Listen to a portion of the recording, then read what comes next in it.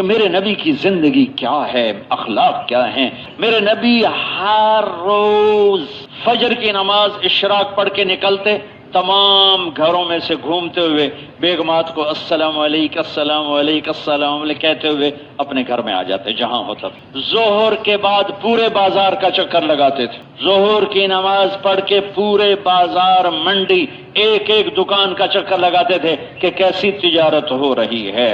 ہمارے ہاں بازار میں جانا عیب بن گیا ہے، گناہ بن گیا ہے، اور میرا رب تعریف کر رہا ہے، رجال لا تلہیہم تجارت ولا بیع عن ذکر اللہ۔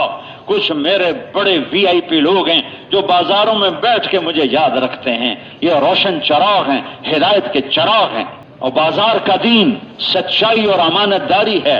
ہم نے بازاروں میں اللہ کا فضل ہے، تعلیم کے حلقے لگائے ہوئے ہیں، اللہ کا شکر ہے کچھ لوگ اس میں جمع ہوتے ہیں، لیکن اگر ہم بازاروں کو تبلیغ میں جوڑنا چاہتے ہیں تو پہلے اپنی دکانوں پہ سچ کو زندہ کرنا پڑے گا، اور دیانتداری کو زندہ کرنا پڑے گا، اور وعدہ وفائی کو زندہ کرنا پڑے گا، اور خیانت سے بچنا ہوگا۔ میرے نبی وضو کر رہے تھے، صحابہ پانی نیچے سے لے کے پی رہے تھے۔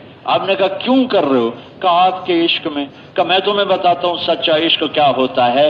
فَلْيَسْتَقِ الْحَدِيثَ إِذَا حَدَّثَ، سچا عشق یہ ہے کہ سچ بولو، کبھی جھوٹ نہ بولو۔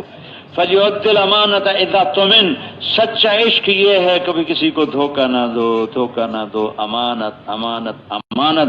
آپ مجھ سے پورا دین کہو نا کہ مولوی صاحب پورے دین کو 2 لفظوں میں بتاؤ، تو میں کہوں گا سچائی اور امانت۔ اور آپ کہو سارا کفر 2 لفظوں میں بتاؤ، تو میں کہوں گا جھوٹ اور دھوکہ، جھوٹ اور دھوکہ، جھوٹ اور دھوکہ۔ ہم اپنے بازاروں کو خوبصورت بنائیں، سچائی کے ساتھ، دیانتداری کے ساتھ، وعدہ وفا کے ساتھ، خیانت سے بچ کر، جھوٹ سے بچ کر، وعدے سے مکر جانا۔ یہ جس نے اللہ کی طرف بلانا ہے اپنے بازار کو، اپنی دکان کو، اپنے دفتر کو سچائی کا خوبصورت نمونہ بنائے، سچائی سے مزین کرے، دیانتداری سے مزین کرے۔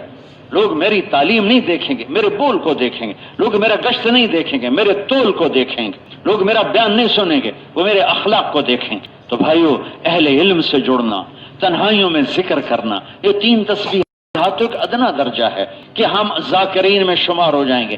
ذکر کی اصل ہے دل کی یاد۔